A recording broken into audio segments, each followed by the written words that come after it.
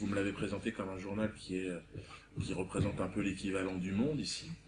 Donc une sorte de, on va dire, de journal des élites, on va dire, de ceux qui décident de ce qui est bien, de ce qui est drôle, de ce qui ne l'est pas. Je ne suis pas certain qu'avec l'évolution des choses, ce type de posture, de journaux, puisse résister en réalité à ce qui se passe sur Internet. C'est pour ça que j'ai accepté, alors que je refuse régulièrement de répondre aux questions, puisque je crois avoir fait le tour, on va dire, de ce que représentent les médias institutionnels, ce qui représentent... mais je pense que lorsque l'on travaille, mais vous allez peut-être me démentir, lorsque l'on travaille pour le New York Times, les questions sont déjà empreintes d'un état d'esprit. Je peux me tromper, je ne crois pas en l'objectivité des journalistes. Mais lorsque l'on représente une enseigne aussi brillante que celle-là, je ne vois pas comment, et dans mon esprit, le New York Times est un journal qui sert, peut-être que je me trompe, vous allez certainement, on est dans les pages culture, mais qui sert de toute façon une culture pro-américaine, une culture de cette armée américaine, si vous voulez, de cette toute-puissance américaine, de ce rêve américain qui n'est pas le mien, du tout. À un niveau où je pense que c'est un cauchemar américain. Pour moi, c'est comme ça que je vois les États-Unis. Mais je sais qu'il y a des gens qui, aux États-Unis, pensent comme moi, d'ailleurs, qui vivent... Pour moi, c'est le pays des serial killers. C'est magnifique, d'ailleurs, avec des performances extraordinaires ces derniers temps. C'est le pays du rodéo.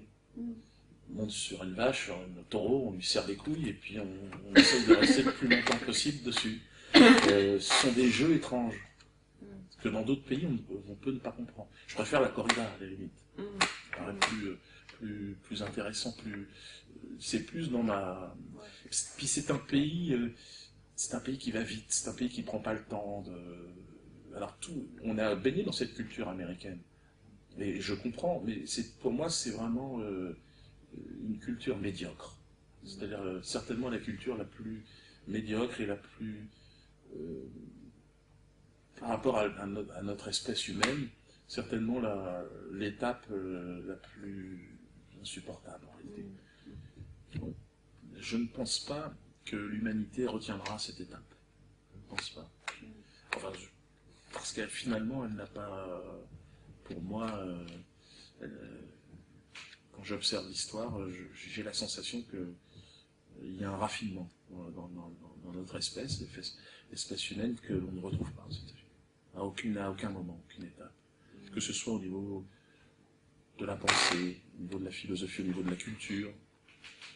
Il y a une démonstration de puissance militaire, mais qui n'est pas glorieuse en plus. Les militaires américains sont certainement les militaires les plus lâches, les plus pleutres. Ils ne donnent pas envie aux combattants, parce que en discutant... Vous pensez que ce message-là, il a une résonance réelle en France? Non, je pense que la culture occidentale aujourd'hui, la culture américaine qui est en train de toute façon d'inonder l'Occident, cette culture, c'est une culture de tout maintenant, tout de suite et pour moi. Donc de toute façon, le rêve américain, c'est l'idée que chacun puisse réussir à gagner beaucoup d'argent et à dominer les autres. Ce rêve-là est une illusion. Lorsque Obama vient bombarder l'Afrique, je suis terrorisé. C'est toujours ce nègre de maison qui en fait plus qu'on lui demande. Pour moi, c'est catastrophique. Ce qu'ils ont fait en Libye, c'est encore une fois quelque chose de... une humiliation supplémentaire qui use un peu plus la patience de ce peuple patient.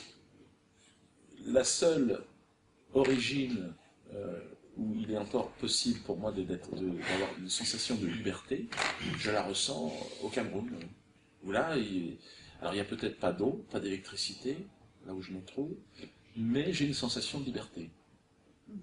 Alors qu'ici, de la naissance à la mort, j'ai la sensation d'être un numéro. Et je pense que les Français sont devenus des moutons, ils en souffrent, ils essayent de se libérer. Mais il y a des endroits du monde où on peut vivre plus librement et mieux. Et en Afrique, par exemple, l'individu est plus pauvre, mais il est plus libre. Ça, c'est une réalité. Mais bon, je suis... Changer de vie à ce niveau-là, enfin changer de pays. Ah ben moi, je suis entre les deux pays. Ouais. J'ai pas trop le Cameroun. Voilà, moi j'ai une maison au Cameroun, j'ai ma famille aussi au Cameroun, et puis je me bats pour que la France aussi redevienne libre. Je fais partie, moi, de ce monde qui essaye de rester libre, qui s'accroche, qui se cache dans la forêt, et qui sous les drones aujourd'hui, et sous les billets verts ou l'euro. Ouais. Donc alors, qu'est-ce qui est sérieux? Qu'est-ce qui est pas sérieux? Ça, eh bien ça, j'attendais cette question du New York Times. Le New York Times n'est pas un journal sérieux. Et moi, je suis pas sérieux non plus. Moi, je ris. Mais je pourrais rire de beaucoup de choses du New York Times. Beaucoup de choses. C'est un journal de blagues pour moi. Rien n'est sérieux dans ce journal. Il suffit de lire les conclusions qui sont faites ici et là sur les grands événements qui ont bouleversé ces dernières années pour comprendre que le New York Times, le 11 septembre, c'était évidemment la fête du New York Times, où là on a pu lire tout et n'importe quoi. Moi je n'ai pas d'avis, il faudra aller voir Thierry Messant, par exemple, ou des Français qui sont aujourd'hui opposés à la version du New York Times sur les événements. Mais en tout cas, moi qui suis un saltimbanque, un baltringue, si vous voulez, quelqu'un qui fait des blagues. Je ne me prends pas au sérieux. Mais je ne vous prends pas au sérieux du tout. Et je prends personne au sérieux. La seule chose sérieuse que j'ai pu voir, c'est d'avoir été touché par les injustices que j'ai pu constater avec mes propres yeux. Ça a touché le fond de ce que je suis.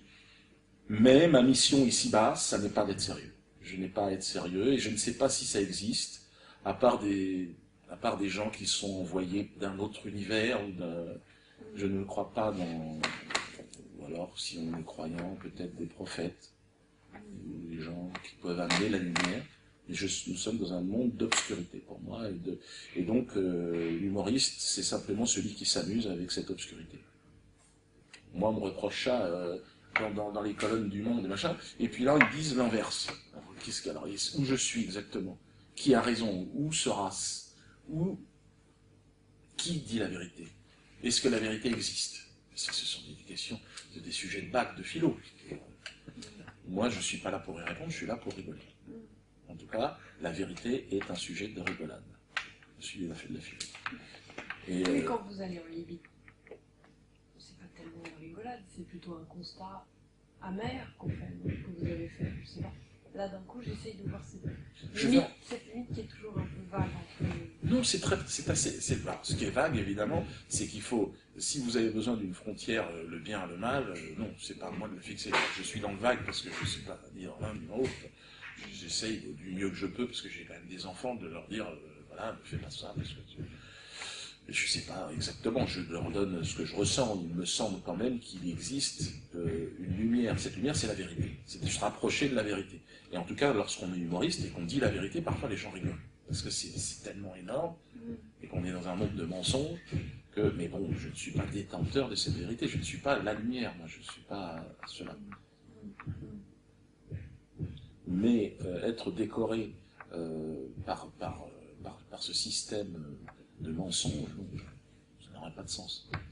Non, maintenant, le fait de le dire, ça se trouve, ils vont me décorer. Je n'irai pas chercher le prix, sachez-le. Si je suis nommé à Hollywood, je n'irai pas chercher votre prix. Ouais, Je ne fais pas de reconnaissance. Ne lui donnez pas un non, de toute façon, je le jetterai à la poubelle. Je le jetterai à la poubelle. J'irai même pas le chercher. J'enverrai un animal. Mais ce film, c'est quoi la vocation de ce film? C'est un pied de nez? C'est un film humoristique. La même année, on a sorti un film en France, c'était rue Casse Départ. C'était ça, Casse Départ. C'était un film, une comédie.